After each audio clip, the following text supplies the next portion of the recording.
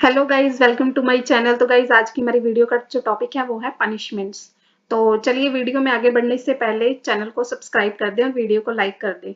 तो पनिशमेंट वाले टॉपिक को समझने के लिए हमें सबसे पहले समझना होगा थ्योरीज को, क्योंकि थ्योरीज के ऊपर ही बेस्ड है हमारा टॉपिक पनिशमेंट वाला। तो चलिए शुरू करते हैं थ्योरीज से। तो थ्योरीज में सबसे पहले है डेटरेंट थ्योरी। डेटरेंट थ्योरी में क्या होता है कि ऑफेंडर ने अगर कोई ऑफेंस किया है तो उसके माइंड में फियर क्रिएट करना, उसको ऐसी पनिशमेंट देना कि वो फ्यूचर में कोई सेम क्राइम जो है या कोई और क्राइम कमिट ना करे। तो पढ़ते हैं डेटरेंट थ्योरी को। The meaning of deter in the theory is to refrain someone from committing the crime.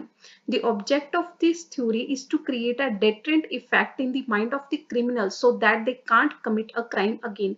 इससे क्या होगा कि अगर क्रिमिनल को ऐसी सिवियर पनिशमेंट मिलेगी तो वो फ्यूचर में सेम क्राइम को या किसी और क्राइम को कमिट नहीं करेगा। मीन्स उसके माइंड में एक डेटरेंट इफेक्ट क्रिएट होगा। तो ये है डेटरेंट थ्योरी। तो इस थ्योरी का क्रिटिसिज्म ये है कि ये थ्योरी अब के टाइम में इसलिए एप्लीकेबल नहीं है क्योंकि अगर किसी ने कोई माइनर ऑफेंस किया है तो उसे हीनियस पनिशमेंट नहीं दी जा सकती, कोई बड़ी पनिशमेंट नहीं दी जा सकती, तो ये थ्योरी एप्लीकेबल नहीं होगी। उसके बाद है retributive theory. This theory is based on the principle of eye for eye and tooth for tooth. The purpose of this theory is to punish the offender as to the same degree of torture. Retributive theory जो है वो revenge वाली theory है। Means कि जैसा criminal ने offence किया है उसको सेम बिहेवियर उसके साथ होना चाहिए, सेम लेवल का टॉर्चर उसके साथ होना चाहिए, ताकि उसको पता चले कि उसने कौन सा ऑफेंस किया है। तो ये है रेट्रीब्यूटिव थ्योरी। कुछ ऑफेंसेस ऐसे होते हैं जहां पे रेट्रीब्यूटिव थ्योरी अप्लाई नहीं हो सकती। तो नेक्स्ट थ्योरी है हमारी preventive theory. The aim of this theory, the offender should be in isolation from the society and to prevent the society from crime। Preventive theory आज भी एप्लीकेबल होती है। इससे क्या होता है कि ऑफेंडर को सोसाइटी से अलग कर दिया जाता है, कैप्टिव जेल में होते हैं ऑफेंडर्स, ताकि वो सोसाइटी में ना रहें और दोबारा ऑफेंस ना कर सके, इसलिए प्रिवेंटिव थ्योरी एप्लीकेबल होती थी। Fourth है reformative theory. According to this theory, to reform the offender and to become the member of the society as well as law-abiding citizen। Reformative theory में क्या होता था कि अगर offender को reform किया जा सकता है तो उसे reform करके दोबारा society में लाया जा सके। But कुछ offenses ऐसे होते हैं कि जहाँ पे offender को दोबारा society में नहीं लाया जा सकता, कुछ heinous offenses होते हैं, तो ये theory applicable नहीं होती।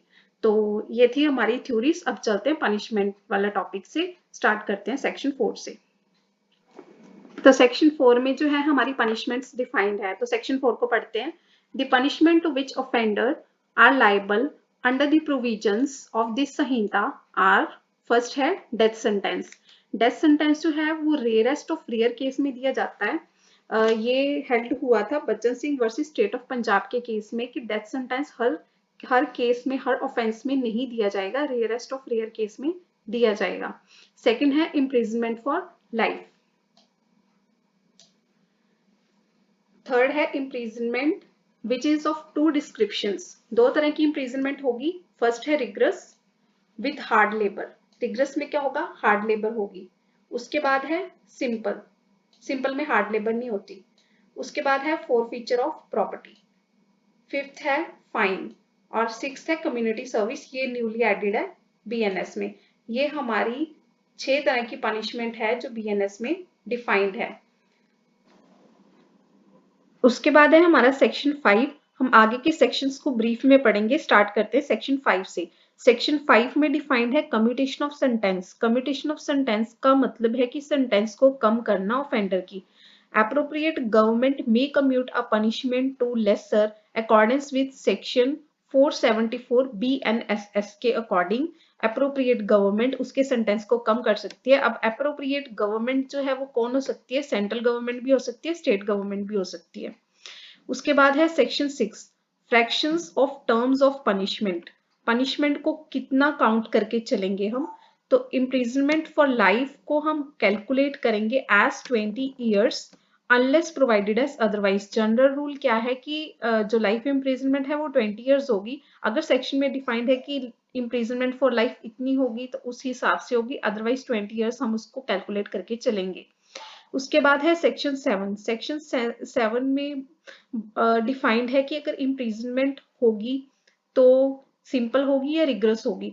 ये डिस्क्रिप्शन ऑफ द कोर्ट के ऊपर डिपेंड करेगा कि इम्प्रिजनमेंट जो है वो होली रिग्रेस भी हो सकती है, होली सिंपल भी हो सकती है, या पार्टली रिग्रेस हो सकती है, या पार्टली सिंपल हो सकती है। तो ये कोर्ट के डिस्क्रिप्शन के ऊपर डिपेंड करेगा। उसके बाद है हमारा सेक्शन 8। सेक्शन 8 बात करता है amount of fine liability in default of payment of fine, कि अगर ऑफेंडर की लाइबिलिटी बनती है फाइन पे करने की, अगर वो नहीं पे करता है तो वो कितने टाइम के लिए लायबल होगा, कितनी इम्प्रिजनमेंट होगी उसको।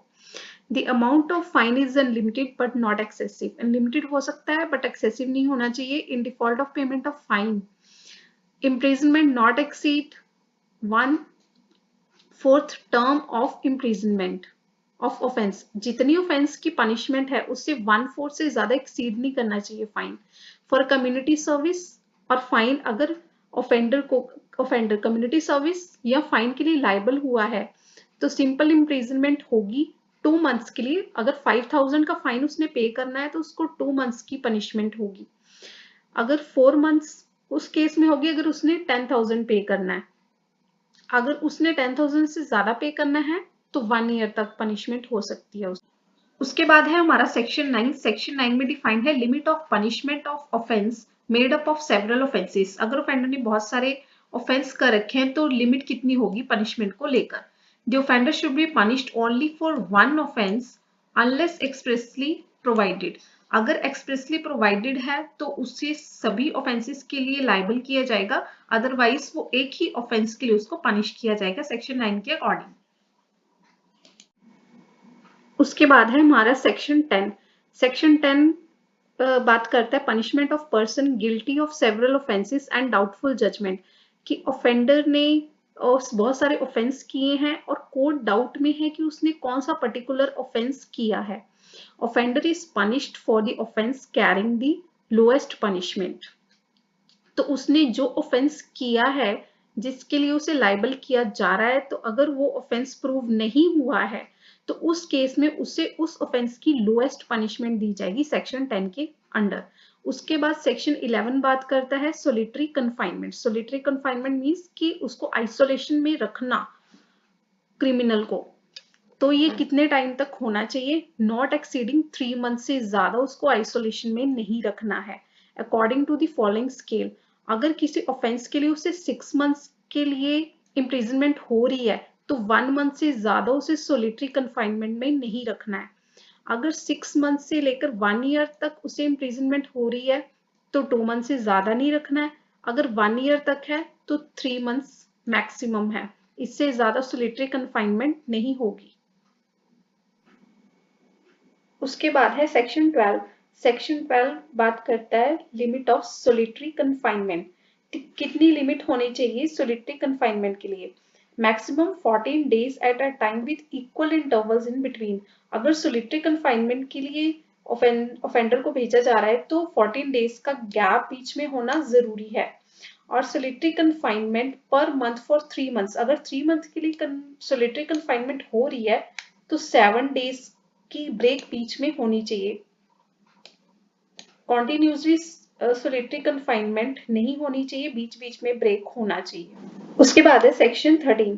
सेक्शन 13 बात करता है enhanced punishment for certain offences after previous conviction. अगर ऑफेंडर को पहले भी कन्विक्शन हो चुकी है सेम ऑफेंस के लिए तो पनिशमेंट को बढ़ाया जा सकता है। Repeat offenders are under chapter 10। Chapter 10 बात करता है बैंक नोट, करेंसी नोट और गवर्नमेंट स्टैम्प से रिलेटेड। और चैप्टर 17 बात करता है offences against property shall be subjected to imprisonment for life.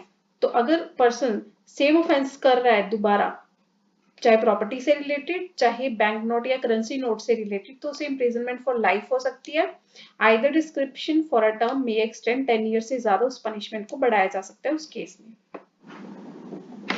तो गाइस आज का हमारा पनिशमेंट वाला टॉपिक यहीं पे खत्म होता है सेक्शन 13 तक। तो काइंडली चैनल को लाइक एंड सब्सक्राइब जरूर कर देना and thank you so much for watching.